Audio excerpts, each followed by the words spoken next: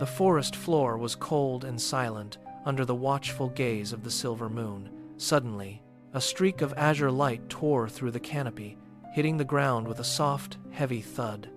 Benny the bunny froze in his tracks. His long ears twitched, catching the faint hum of energy as a rhythmic blue light pulsed within the tall, swaying grass. He did not hesitate. Driven by a strange, magnetic pull, he bounded forward. His small paws hit the damp, mossy earth as he reached the edge of a smoking crater. There it lay.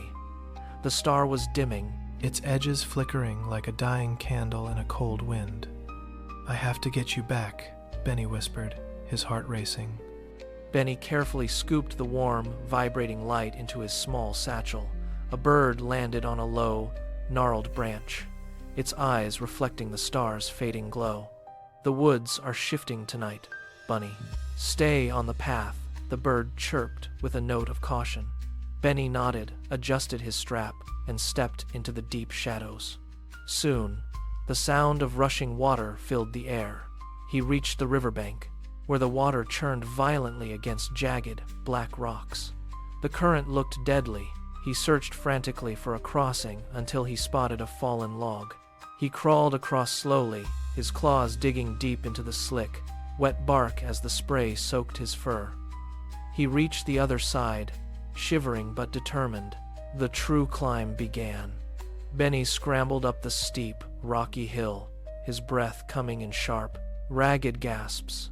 Every muscle in his small body ached. Suddenly, a shadow detached itself from the thicket. A fox emerged, blocking the narrow trail. Its eyes glowed with a predatory hunger in the dark. "That light belongs to the shadows now," the fox growled. Its teeth bared as it stepped closer. Benny felt his legs tremble, but he stood his ground, gripping the strap of his satchel with all his might. "It belongs to the sky," Benny replied, his voice surprisingly steady and firm. The fox stopped.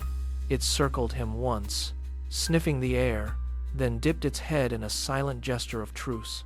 "The shadows cannot hold such things. I know a shortcut to the summit," the fox said, turning toward the peak. They climbed through thorny brush and over sharp stones until they reached the highest cliff, where the wind howled like a wolf. Benny pulled the star from his bag. It was faint now, barely a spark, cold to the touch. He held it high above his head, standing on his tiptoes at the very edge of the world. He pushed upward with every ounce of strength he had left, his muscles straining against the heavy gravity of the earth. "Go home," he cried out. The star caught a sudden gust of wind, shuddered for a heartbeat, and then it ignited. A brilliant, blinding beam of pure white light erupted from his paws, shooting straight toward the clouds like a spear of lightning. The darkness was obliterated. The forest below flooded with a warm, steady glow that reached the deepest burrows. Animals emerged from their hiding places, looking up at the sky in silent wonder. Benny watched the light vanish into the vast darkness above, leaving behind a shimmering trail of stardust that drifted down like snow. The heavy weight in his satchel was gone, replaced by a profound sense of peace. He turned back toward the woods. The path home was no longer terrifying or hidden. It was clearly visible, bathed in the lingering magical glow of the friend he had saved.